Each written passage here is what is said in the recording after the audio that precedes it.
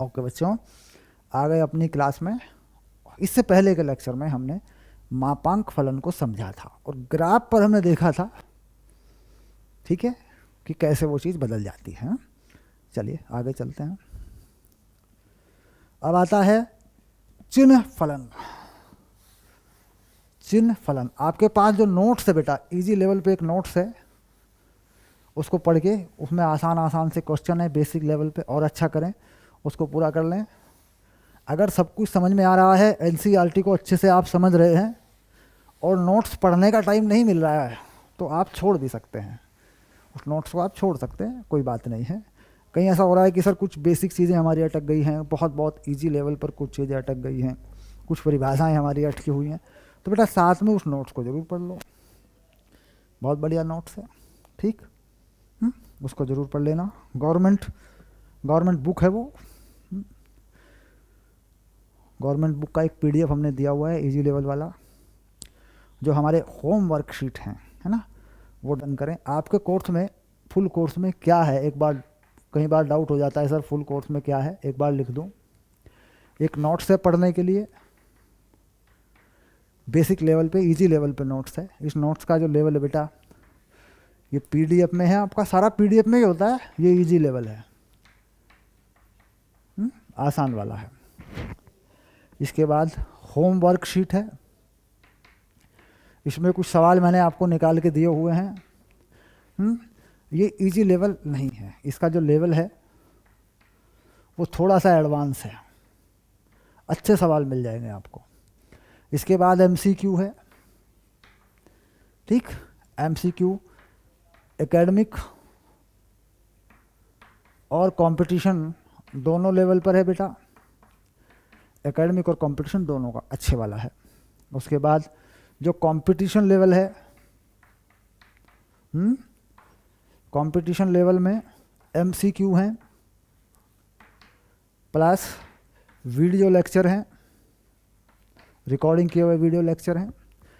Video lecture में NCERT exemplar है,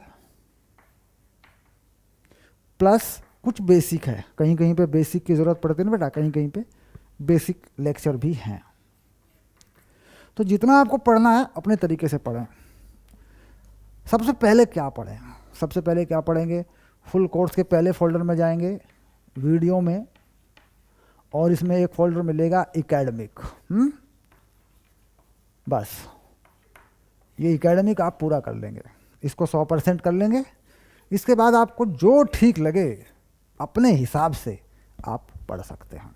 जो कोर्स है आपका एकेडमिक वाला, ये 100% एनसीईआरटी प्लस बेसिक है बेटा, एनसीईआरटी और बेसिक 100% है, इसमें अच्छे से कवर कर लें। शुरू में 4-5 महीनों में आप एकेडमिक कर लें, उसके बाद जितना टाइम हो, जैसा टाइम हो आपके पास, वो अपने कोर्स को एक बार देख लें, क्या चीज़ आप उसमें से आसानी से कर सकते हैं, पहले क्या होना चाहिए, उसके हिसाब से आप कर सकते हैं, ठीक है। चलिए आगे बढ़ते हैं। अब आगे हमारे पास चिन्ह फलन।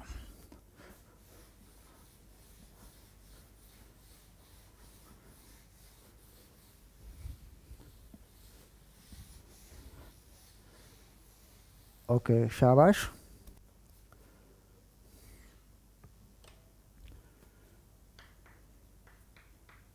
चिन्ह फलन यानी सिग्नम फंक्शन।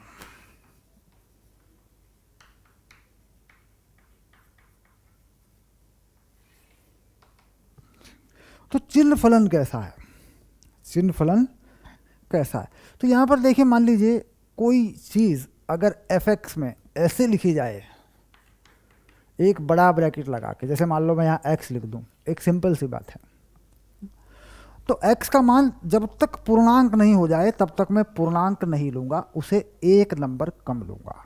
अब जैसे मान लीजिए यदि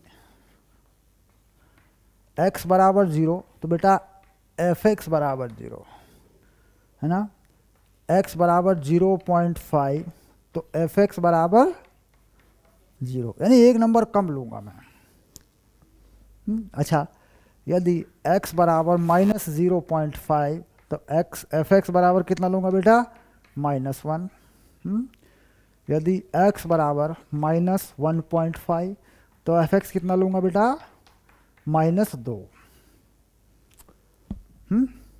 तो एक नंबर जो कम होता है, जो फ्रैक्शनल पार्ट होता है, यानी जो दशमलव वाला हिस्सा होता है, उससे पहले का जो नंबर है पूरा मैं बना के रखूँगा। तो कुल मिला के ये कैसा फलन है, इसको एक बार देख लें। x और ये y। मान लीजिए मैंने x का मान 0 से 1 तक कुछ भी लिया, यहाँ ये 1 है, ये 2 है, और ये 3 है, और ये 4 है। 0 से 1 तक मैंने कुछ भी लिया तो फलन का मान बेटा 0 ही रहेगा। जब तक मैंने x का मान 1 नहीं लिया पूरा, तब तक 0 ही रहेगा।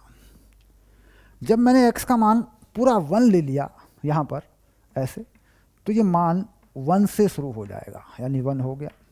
और मैं 2 तक जब तक चलूँगा, जब मैं 2 तक नहीं पहुँच जाता, ये पूरा मान 1 पर ही चलेगा। तो कुल मिला के इसको ऐसे बना सकते हैं यूँ, यानी 2 तक पहुँच रहा है। इसके बाद जब मैं x को पूरा 2 कर लूँगा बेटा, तो ये मान पूरा यहाँ पे 2 हो जाएगा। और 2 से 3 तक, यानी जब तक मैं 3 तक नहीं पहुँचाता, ये मान 2 ही रहेगा। यानी ये मान के चलिए कि 2.8 ऐसे लिख दूँ तो कितनी वैल्यू होती है?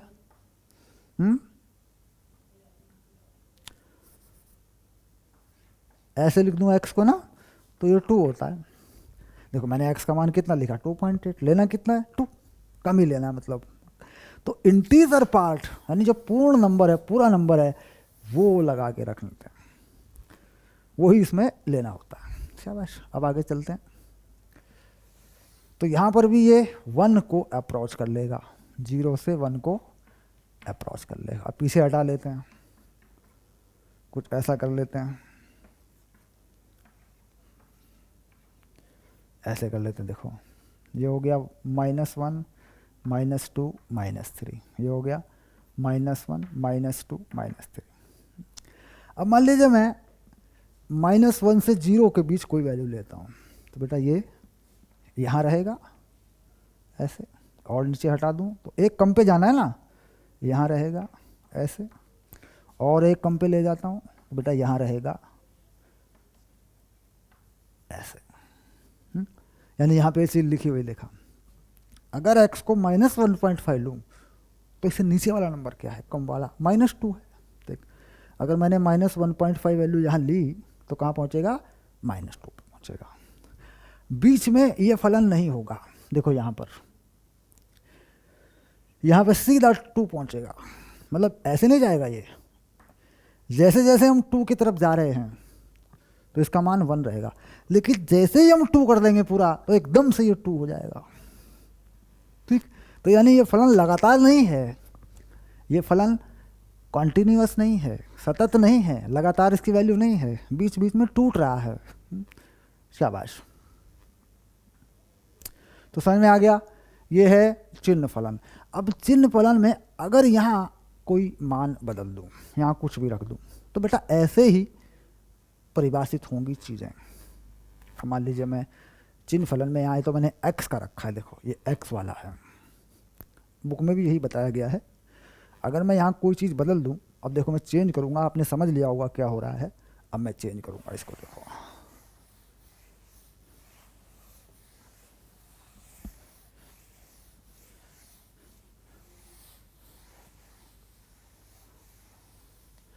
शाबाश। अब मैं इसे चेंज करूँगा और एक उदाहरण आपको लेके बताऊँगा। जैसे मैंने कर दिया 2x - 1, ऐसा कर दिया मैंने। बात को समझना है आराम से, क्योंकि इस पर इस तरह का सवाल बन जाता है। ठीक है,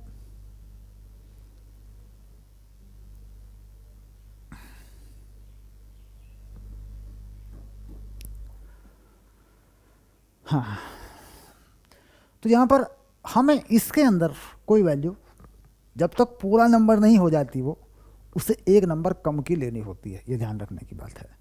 तो जब हम देखते हैं इस चीज़ को ये कैसे बनेगा 2x माइनस 1, तो क्या करते हैं अपन, यहाँ एक छोटा सा टेबल बना के देख लें पहले,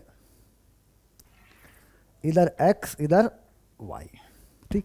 तो इसको देखते हैं हम, 2x माइनस 1 बराबर 0, तो x बराबर 1/2, 2x माइनस 1 बराबर 1, तो x बराबर 1। देखो कुछ समझ में आ रहा है बेटा, यदि मैं x का मान 1/2 या 1/2 से कम रखूं तो ये फलन 0 पर ही रहेगा। अगर मैं x का मान 1 या 1 से कम रखूं तो फलन जो है 1 पर रहेगा। देखो हो रहा नहीं हो रहा है, तो यानी अब मैं 0 पे चलूं, यहाँ इसको नहीं बना रहा हूँ, इसकी ज़रूरत नहीं है, सीधा ग्राफ बना देंगे बेटा, कोई दिक्कत नहीं, सीधा ग्राफ बन जाएगा x और y यानी fx। इधर fx बना लेते हैं, तो यहाँ लिख दिया 1, यहाँ लिख दिया 2, यहाँ लिख दिया -1 और यहाँ लिख दिया -2, बस। चलिए अब x में मुझे 1/2 तक की वैल्यू ले ली है, यहाँ 1/2, तो फलन कहाँ रहेगा, 0 पर रहेगा, यानी बस ये कहानी बनेगी, ये वाली ऐसा। इससे पीछे भी होगा, देख लेंगे हम। अब हम चलते हैं 1 की तरफ। अब मान 1 करना है x 1 से कम, यानी जब तक x 1 से कम रहेगा तो यहाँ पर ये वैल्यू 1 को चलती रहेगी, ऐसे ऐसे। अब अगर मैं इसका मान 2 रख दूँ, 2x माइनस 1 बराबर 2, तो x बराबर 3/2, तो जब तक मान 3/2 से कम रहेगा ये 2 पे चलता रहेगा। यानी यहाँ पर अगर मैं 3/2 ले लूँ, ये वाली चीज़ देखो 1 और 2 के बीच में 3/2 रहेगा, तो ये मान 2 पे चलता रहेगा, यानी यहाँ से आगे फलन चलेगा 2 पे, ऐसे। तो समझ में आ रहे होंगे, जब पूर्णांक की कोई वैल्यू प्राप्त होती है, पूर्णांक में कोई वैल्यू जब तक यहाँ प्राप्त होती है उससे पहले वो एक नंबर या उससे पहले वाले नंबर पे चल रहा होता है। तो यहाँ इस वैल्यू को 0, 1, 2, 3, 4, 5 डाल के देखते हैं, उससे कम वैल्यू पे, उससे कम वाली, उसे कोई मान कम रखते हैं x में, तो उससे कम वाले पूर्णांक पे इसको चलाते हैं, ठीक।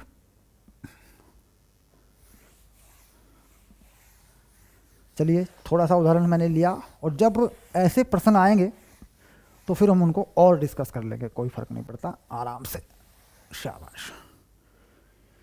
क्योंकि अभी ज़्यादा डिस्कस नहीं करेंगे इसको, क्योंकि 11वीं में है, अभी हम समझ रहे हैं गणित को थोड़ा सा। चलिए,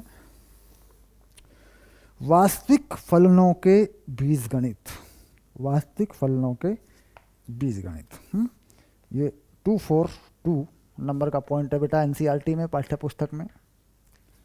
वास्तविक फलनों के बीजगणित, बीजगणित मतलब उनको जोड़ना, घटाना, हाँ, भाग करना, ऐसा ही तो होता है, शाबाश। Algebra of real function, algebra of real functions, ये आ गया तुम्हारा अगला टॉपिक।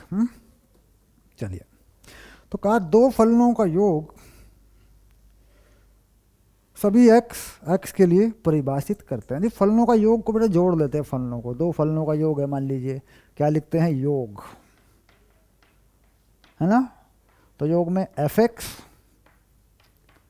तो fx और gx ऐसे कर लेते हैं।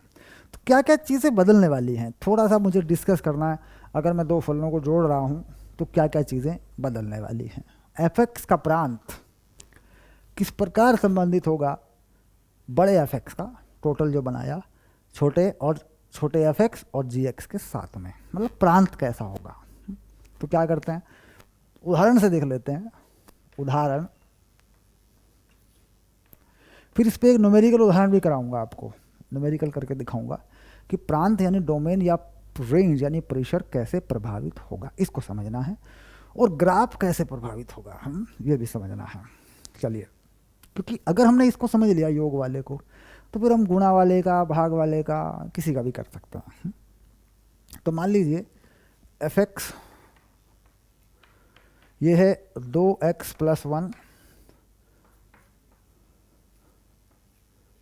और यहाँ लिख दिया बेटा मैंने x² - 1, ऐसा।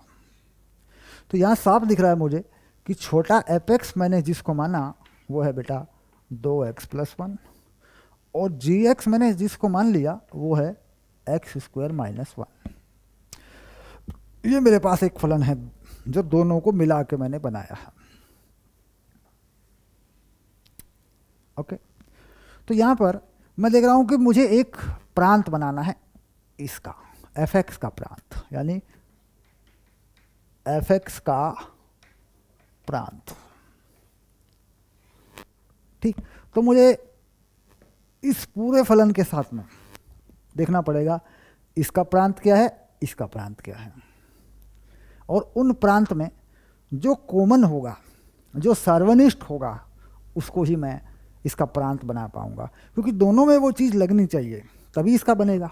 मान लीजिए कोई प्रांत इसका तो आ गया, कोई अवयव x का कोई मान इसमें आ गया, इसमें नहीं आया, तो सवाल तो गलत हो जाएगा, प्रांत तो बनेगा नहीं। तो इसका मतलब हो गया एफ एक्स का डोमेन, और इसका सर्वनिष्ठ लेंगे बेटा डॉम जी एक्स। ये हो गया, देखो है ना। प्रांत पर ये नियम है, परिसर पे नहीं। परिसर फिर बाद में आते हैं, जब हम प्रांत परिभाषित कर लें तो परिसर उससे निकाल दिए जाते हैं, x के इस मान पे कितना होगा, y के इस मान पे कितना होगा। तो डोमेन जो है ऐसे परिभाषित होता है, यानी डोमेन अगर दो फलनों को मिलाकर एक फलन बनाया जाए, ठीक, तो बने हुए फलन का प्रांत दोनों फलनों के प्रांतों का सार्वनिष्ठ होता है। ठीक, तो कुल मिला के क्या लिखते हैं, यदि एक से अधिक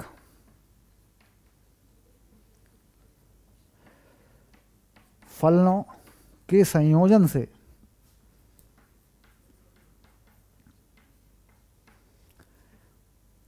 एक फलन बनाया जाए या एक फलन परिभाषित किया जाए,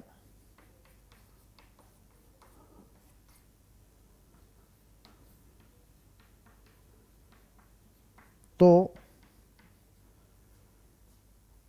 नए फलन का प्रांत दिए गए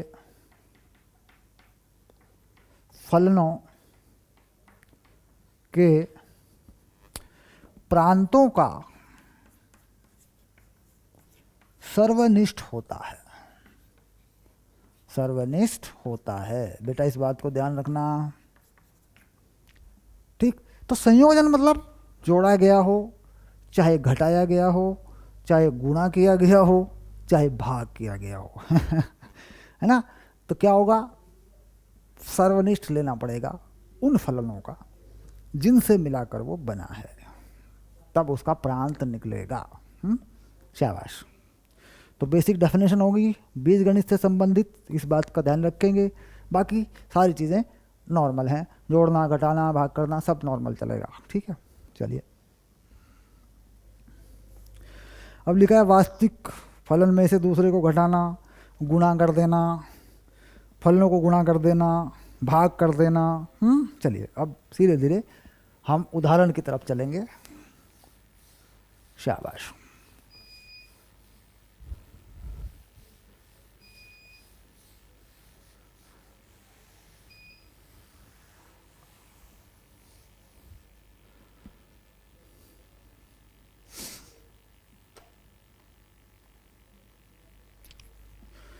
उदाहरण नंबर 16।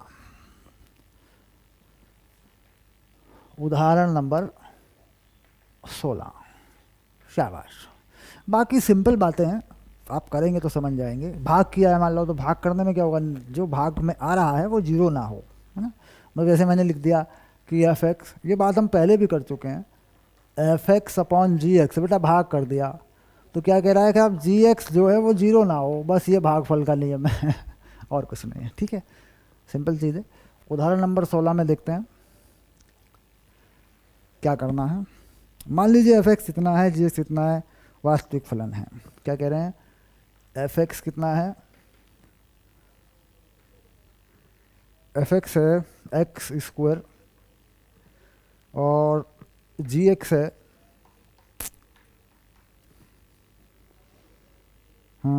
2x+1, ये है। तो ज्ञात करना है f प्लस जी एक्स, ये पहले वाला है बेटा। दूसरे में क्या करना है, f माइनस जी एक्स। तीसरे में क्या करना है, एफ जी एक्स, एफ और जी का गुणा कर देना है। चौथे में क्या है, भाग कर देना है, एफ अपॉन जी एक्स। ये चीज़ें हो रही हैं। ठीक है, चलिए। तो यहाँ इसमें देख ले पहले,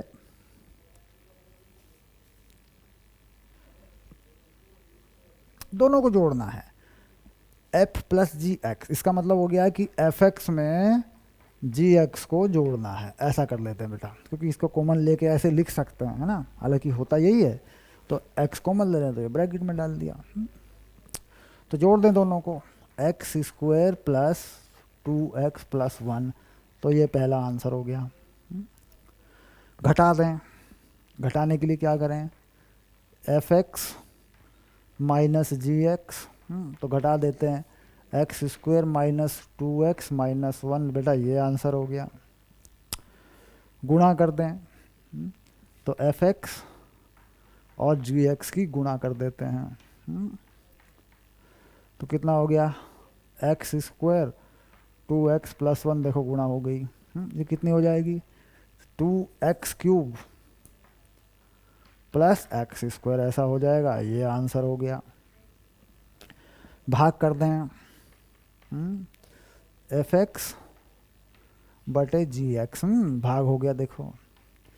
तो एक्स स्क्वायर 2x+1 और यहाँ लिख दें 2x+1 बराबर नहीं होना चाहिए 0 के, x नहीं होना चाहिए बराबर -1/2 के, क्योंकि नीचे जो चला गया वो 0 के बराबर नहीं होना चाहिए। तो लिखना पड़ेगा 2x+1 0 के बराबर नहीं हो तो x -1/2 के बराबर नहीं होना चाहिए। ये शर्त होती है भाग वाले में। शाबाश।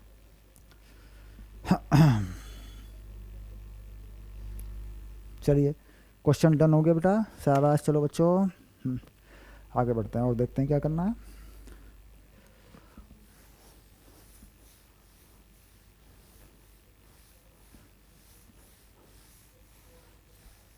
उदाहरण नंबर 16 कैसे किया, चलिए आगे बढ़ते हैं। शाबाश।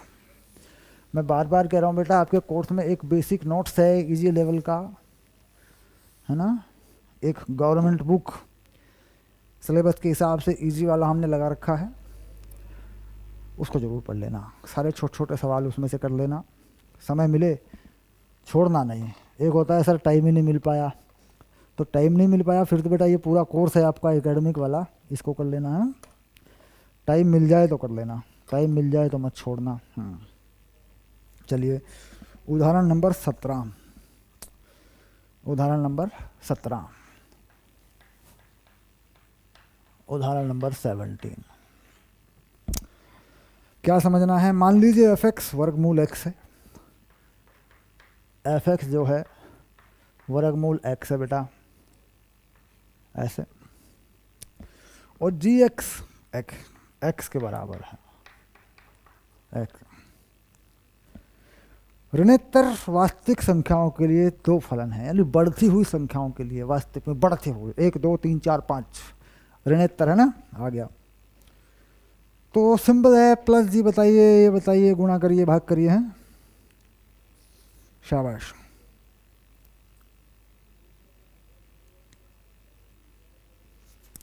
बस हो गया। इसको तो आप हल कर लेंगे बेटा। चलिए, एफ प्लस जी क्या हुआ, दोनों को जोड़ दूं, वर्गमूल एक्स प्लस एक्स। अच्छा, एफ जी क्या हुआ, गुणा कर दूं, दोनों को गुणा कर देता हूँ, एक्स की पावर 3/2, दोनों को भाग कर दूं तो बेटा एक्स की पावर -1/2। ये जो चीज़ है यहाँ लिखना पड़ेगा, एक्स 0 के बराबर नहीं है, क्योंकि अपॉन में चला गया, ये माइनस में पावर आ गई है। यहाँ लिखना पड़ेगा, बस हो गया। चलिए, और कुछ है तो और भी कर लीजिए, जोड़ना घटाना हो गया, घटा लीजिए, घटाने वाले को भी लिख सकते हैं, एफ माइनस जी है, मतलब इसमें तो कुछ करना ही नहीं है, ये हो गया एक्स माइनस वर्गमूल एक्स। हो गए क्लियर, शाबाश। चलिए आगे चलते हैं, आगे देखते हैं थोड़ा सा। अब चलते हैं प्रश्नावली की तरफ, शाबाश।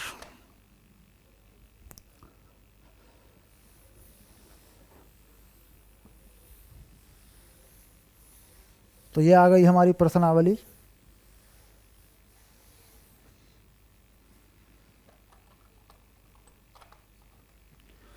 प्रश्नावली 2.3, प्रश्नावली 2.3 ऐसे लिख देते हैं बेटा, आ गया पहला सवाल। निम्नलिखित संबंधों में से कौन फलन है, कारण का उल्लेख कीजिए। यदि संबंध एक फलन है तो उसका परिसर बताइए। ठीक, तो पहला सवाल बहुत बढ़िया है, पहचानने वाला है। इसमें 3 भाग हैं, फर्स्ट, सेकंड और थर्ड। ठीक, तो संबंध यहाँ लिखे हुए हैं, आर यहाँ लिखे हुए हैं, 2 1 5 1 5 1 ऐसे, 8 1 11 1 ऐसे, 14 1 17 1 ऐसा। बेटा कैसे देखेंगे इसको, इसको मैपिंग से देख लेंगे, है ना। आसानी से कैसे देखेंगे, मैपिंग से देख लेंगे, इसका आलेख बना लेंगे, पहचान लेंगे।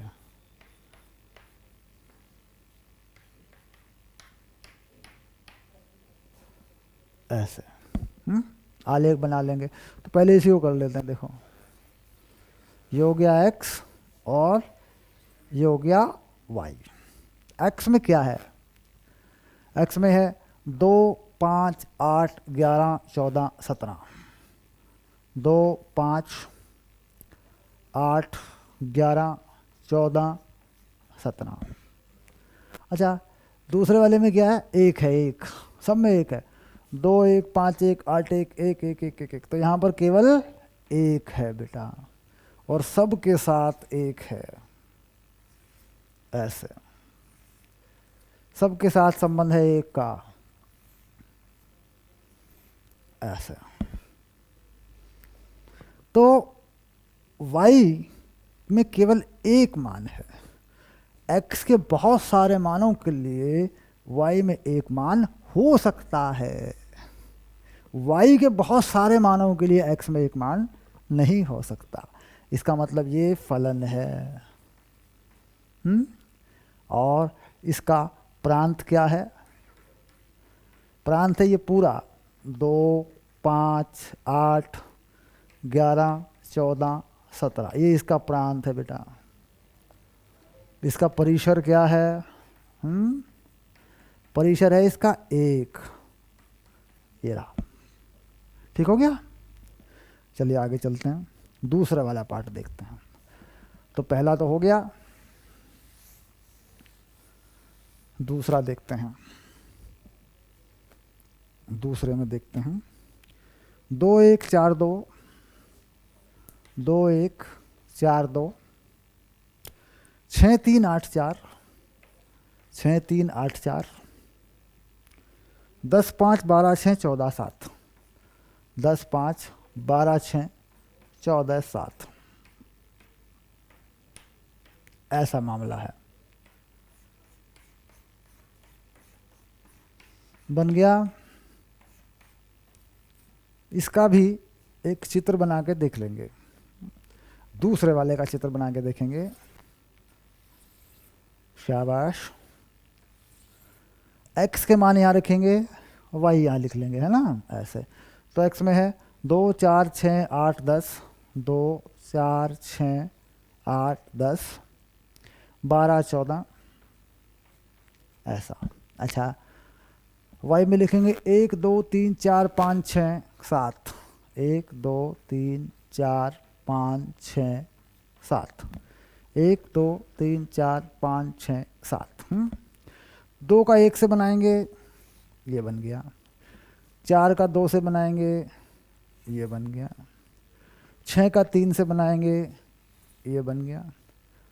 8 का 4 से बनाएंगे, ये बन गया। 10 का 5 से बनाएंगे, ये बन गया।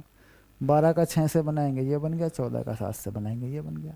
तो यानी ये भी फलन है, इसमें भी कोई उल्लंघन नहीं हुआ है नियम का। हर x का y में प्रतिबिंब है और y के 2 मानों का x में एक प्रतिबिंब नहीं है। सब समझ रहे हैं बात को? ओके, चलिए तीसरा बना देते हैं बेटा। ये तो तुम्हारा दूसरा हो गया है, ऐसे। तीसरे को भी यहीं बना के चेक कर लेंगे। देखो, दूर नहीं जाना। ये प्रांत हो जाएगा, ये परिसर हो जाएगा। क्लियर हो रहा है? ये प्रांत और ये y वाला परिसर हो जाएगा। शाबाश। 1 3 1 5 2 5, 1 3 1 2, 1 और 2, 2 एलिमेंट है बेटा। इधर हैं 3 5, बस। 1 का 3 के साथ है,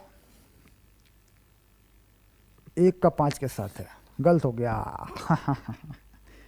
गलत हो गया, मतलब फलन नहीं होगा। 1 का 3 के साथ भी है, 1 का 5 के साथ भी, तो कह देंगे फलन नहीं है। पक्की बात है। क्यों? क्योंकि एक x पे 2 y नहीं होने चाहिए। एक से ज़्यादा x पे एक y हो सकता है। तो कुल मिलाकर यही गलत हो गया।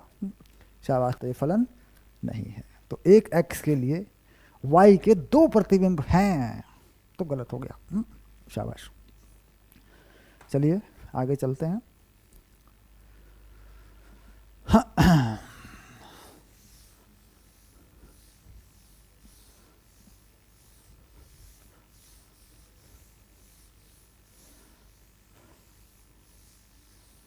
अब लेंगे क्वेश्चन नंबर 2।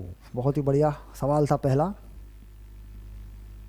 हाँ, लेक्चर के टाइम को चेक करना बेटा, लंबा लेक्चर ना हो जाए कहीं। Question number 2। शाबाश। नहीं, ये एक्सरसाइज हम इस लेक्चर में पूरी कर लेंगे अपनी। ओके, शाबाश। प्रांत और परिसर ज्ञात कीजिए। fx माइनस मोड x, ये पहला है। और दूसरा है इसमें बच्चों, शाबाश, fx वर्गमूल 9 माइनस एक्स स्क्वायर। क्या पूछ रहा है? प्रांत और परिसर। तो बेटा यहाँ पे तो x का कोई भी मान रख लो तुम, वास्तविक मान कुछ भी रख लो तुम, काल्पनिक नहीं, वास्तविक। ठीक, तो ये क्या हो गया? x belong to real number, यानी x का कोई भी वास्तविक मान रख लो, हर हाल में इसका मान आएगा ही, कोई दिक्कत ही नहीं है। मापांक है तो पॉजिटिव लेंगे, बाद में वो बाहर नेगेटिव लगा तो नेगेटिव हो जाएगा। अच्छा, इसमें वर्गमूल के अंदर है, वर्गमूल के अंदर मान ऋणात्मक नहीं होना चाहिए, तो इसका निकालेंगे तो क्या बनेगा? x रियल नंबर और y belong to real number, क्योंकि y भी इसका वास्तविक ही आएगा। तो ये हो गया प्रांत और ये हो गया परिसर। ओके, परिसर में हमेशा ऋणात्मक आएगा, तो वास्तविक मान कैसा आएगा? ऋणात्मक आएगा। ऐसे लेना, r के ऊपर क्या लगा दिया? माइनस। तो r वास्तविक संख्या तो होगी लेकिन माइनस में आएगी, ये भी कर सकते हैं। या फिर रियल नंबर छोड़ देंगे, क्या फ़र्क पड़ रहा है भाई, वास्तविक संख्या तो होती है, दोनों बातें हो सकती हैं। x रियल y रियल हो गया, कुछ भी रखो कोई दिक्कत नहीं है। यहाँ वर्गमूल के अंदर मान ऋणात्मक नहीं होना चाहिए, तो इसे थोड़ा सा हल कर लेते हैं। 9 माइनस एक्स स्क्वायर बड़ा या बराबर होना चाहिए 0 के, क्योंकि बराबर हो सकता है, बटे में कुछ नहीं है। तो इसका मतलब 9 बड़ा या बराबर होना चाहिए एक्स स्क्वायर से। यही कहानी है। तो x 3 और -3 के बीच में होना चाहिए।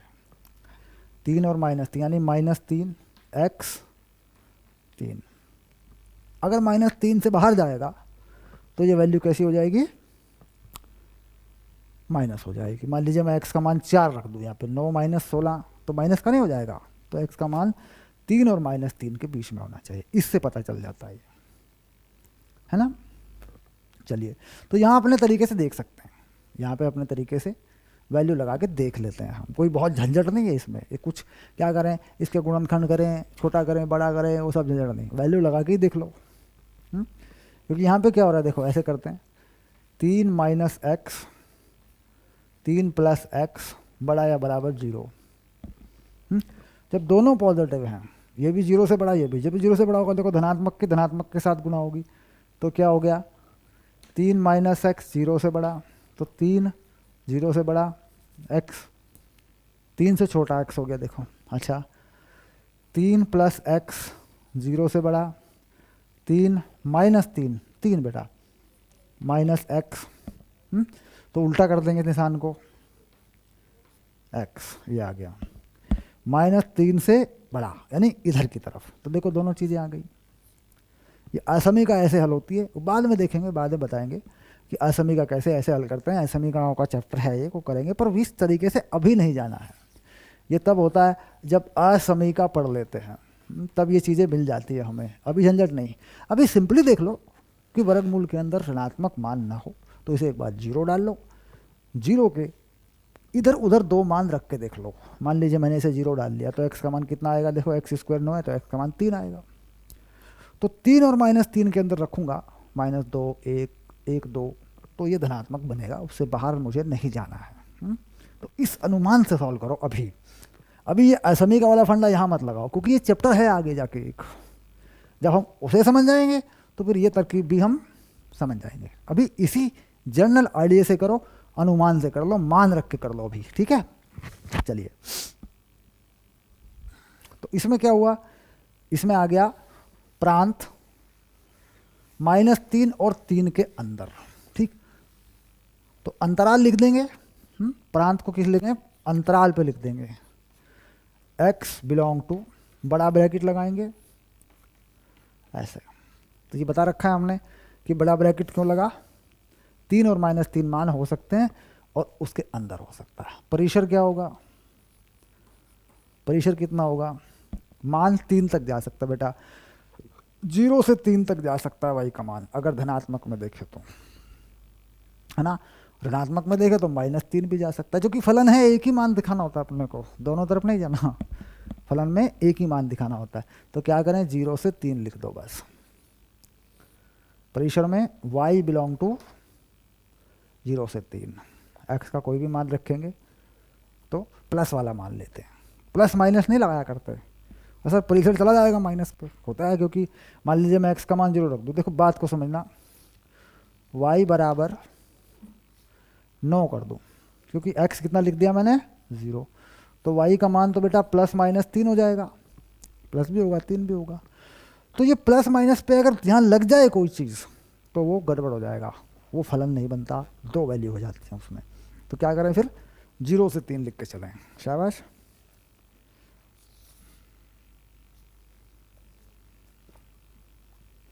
क्वेश्चन नंबर 2 का सेकंड वाला, प्रश्नावली 2-3 का दूसरे का सेकंड पार्ट अभी हम चेक कर लेंगे बेटा।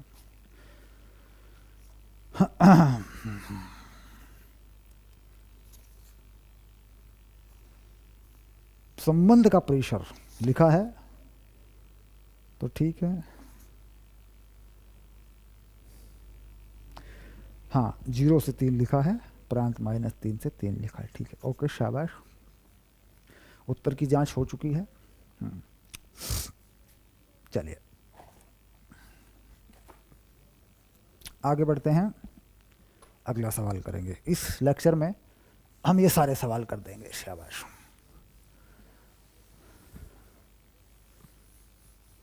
अगले लेक्चर में हम शुरू करेंगे विविध प्रश्नावली, विविध उदाहरण।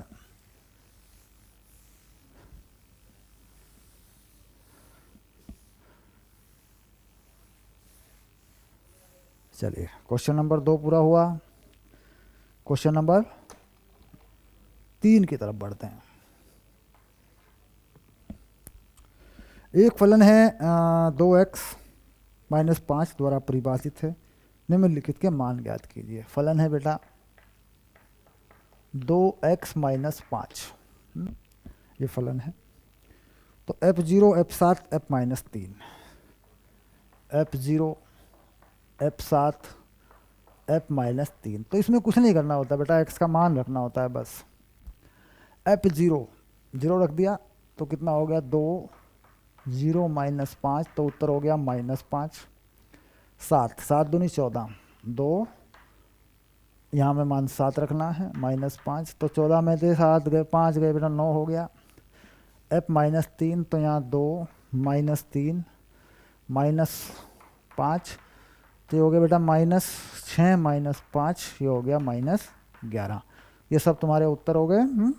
शाबाश। चलिए अब देखते हैं अगला सवाल, क्वेश्चन नंबर 4। सेल्सियस तापमान का फ़ारेनहाइट तापमान में परिवर्तन प्रतिचित्रण करता है। अच्छा संबंध, ठीक है, ये है। निम्नलिखित को ज्ञात कीजिए। तो ये हो गया T, किसमें बेटा C में, सेल्सियस में, और ये हो गया 9 C प्लस F बटे 5, हाँ F को 32, ये आ गया। ये फ़ारेनहाइट में चित्रण करता है। सेल्सियस का तापमान रखते हैं तो किस में आता है तापमान, फ़ारेनहाइट में आता है, ऐसी कहानी है। यानी यहाँ तापमान किस में लिखना है, डिग्री सेल्सियस में। तो क्या बन जाएगा तापमान, फ़ारेनहाइट में बन जाएगा, ठीक है, ये कहानी है। तो T0, तो C की जगह पे 0 लिख देंगे, प्लस 32, तो बेटा ये तो हो गया 32, ये तो पहला हो गया। एक और कर लेते हैं दूसरा, बाकी आप कर सकते हैं ना करें कोई फ़र्क नहीं पड़ता। T28 कर सकते हैं, क्योंकि समझ गए क्या करना है, तो बहुत ज़्यादा झंझट नहीं लेना। 9 28 बटे 5 प्लस 32, तो ये आंसर आ रहे, एक ये, ठीक है। सारे मान रख दो, आंसर आ जाएगा। मतलब वही कहानी है कि सेल्सियस के तापमान को फ़ारेनहाइट में बदल दो साहब, तो उसका फंक्शन दे रखा है। सेल्सियस का वैल्यू यहाँ लगा दे तो ये क्या बन जाएगा, फ़ारेनहाइट। तो जो जो मान यहाँ लगाए हैं वो लगा दीजिए, ठीक। C का मान जब T 212 हो तो आ जाएगा। T का मान कितना, 212 लिख लेंगे, C का मान निकाल लेंगे समीकरण से। सरल सवाल है। चलिए आगे देखते हैं। शाबाश।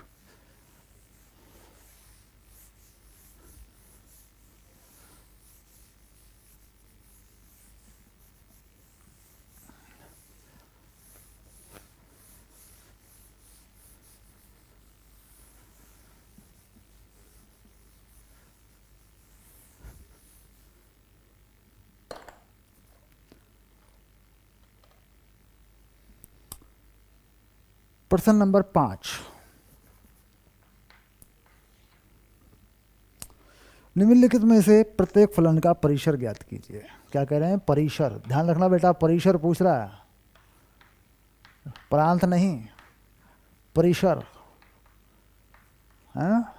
शाबाश। तो पहला, दूसरा और तीसरा।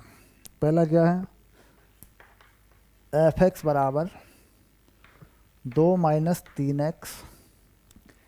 x बता रहा है रियल नंबर है और x 0 से बड़ा है। शाबाश। दूसरे में f(x) x square plus 2x है और x रियल नंबर है, ये भी बता रहा है। तीसरे में f(x) बराबर x है और कह रहा है x रियल नंबर है। ये सवाल है तुम्हारा। चलिए इसके बाद अगली क्लास में करेंगे, अगले लेक्चर में करेंगे इसके बाद, ठीक है। इतना कर लेते हैं। क्या बात, तो x रियल नंबर है, 0 से बड़ा है, तो y का मान क्या होगा, x 0 से बड़ा है। तो शुरू कहाँ से होगा? तो पहले क्या करते हैं, इसे लिख लेते हैं y 2 माइनस 3x। तो y अगर 0 पे देखें तो कितना हो जाएगा 2, मतलब y का मान 2 से बड़ा ही होना है। तो y क्या हो गया, बिलोंग टू 2 से अनंत, कुछ भी रखो बेटा ऐसे। ये जो अनंत लगाते हैं ना, इसका छोटा ब्रैकेट लगाते हैं, क्योंकि अनंत नहीं हो सकता, क्योंकि x को 0 से कम नहीं लिख सकते अपन, और 0 पर भी मान हमें नहीं लेना है क्योंकि 0 से बड़ा है। तो 0 पे कितना 2, तो छोटा ब्रैकेट लगेगा बेटा ऐसे, ध्यान रखना, इस बात को समझना ऐसे, यानी 2 से बड़ा ही होगा y हर हाल में, क्योंकि x को 0 नहीं लगाना, 0 से बड़ा लगाना है। तो 0 पे कितना आ रहा है, y का मान 2 आ रहा है, तो इसका मतलब y 2 से बड़ा ही होगा, ठीक। माइनस 3x के हिसाब से करते हैं तो वैल्यू घटती चली जाएगी, वैल्यू घटती चली जाएगी बेटा, उल्टा हो गया, ध्यान दे, बात पे ध्यान दे, माइनस का 3x है ना। शाबाश, दोबारा 0 पे 2, 2 से अब ये वैल्यू बढ़ेगी अगर, तो मान घटेगा, तो यानी y बिलोंग टू माइनस अनंत और 2 ऐसा होगा बेटा, 2 से पीछे पीछे रहेगा, क्योंकि माइनस में है ये नंबर, तो पीछे की तरफ ले जाएगा। शाबाश, तो ये बन गया इसका प्रेशर। इसको देखो जरा, x रियल नंबर है तो fx रियल नंबर ही होगा, तो यहाँ पे y belong to real number, बस y belong to real number. लेकिन ऐसा भी हो सकता है कि x का कोई ऐसा मान हो जाए जिस पे मान ऋणात्मक हो जाए, y बराबर 2x x square plus 2x, ऐसी स्थिति है। मान लीजिए x हम रियल नंबर लिख रहे हैं, तो x माइनस रखें चाहे प्लस रखें, y का मान आता रहेगा, y का मान हमेशा आता रहेगा, 0 1 2 माइनस कुछ भी मान इसमें आता रहेगा, ठीक। एक होता है कि द्विघात का समीकरण बन गया, x में कहीं फंस गया मामला, है ना, तो तब बनेगा जब यहाँ कुछ हो प्लस माइनस में, y के मान आ जाएंगे फिर, है ना। y का मान तब भी आ जाता है, परिभाषित हो जाए x के वास्तविक मानों पर, तो x के वास्तविक मानों पर परिभाषित है, y का मान कुछ ना कुछ आएगा ही। fx बराबर x, तो ये भी रियल नंबर है, ये लो, ठीक, डन हो गया, इसमें भी कोई झंझट नहीं है। चलिए, तो कुल मिला के एक ऐसा सवाल था जो थोड़ा सा हमें परेशान कर गया, ये वाला, बस ये वाला पहले वाला, इसमें हमें देखना पड़ा कि x 0 से बड़ा है, एक शर्त थी, तो उसके हिसाब से y को हमने सेट किया है, बाकी कुछ नहीं है। x यहाँ कुछ भी रखो y आता रहेगा, कोई दिक्कत नहीं है, ठीक। यहाँ पे कुछ भी रखो प्लस माइनस, y आता रहेगा, तो दैट इज रियल नंबर। चलिए बच्चों, अगली क्लास में मिलेंगे विविध प्रश्नावली के साथ में, ठीक है।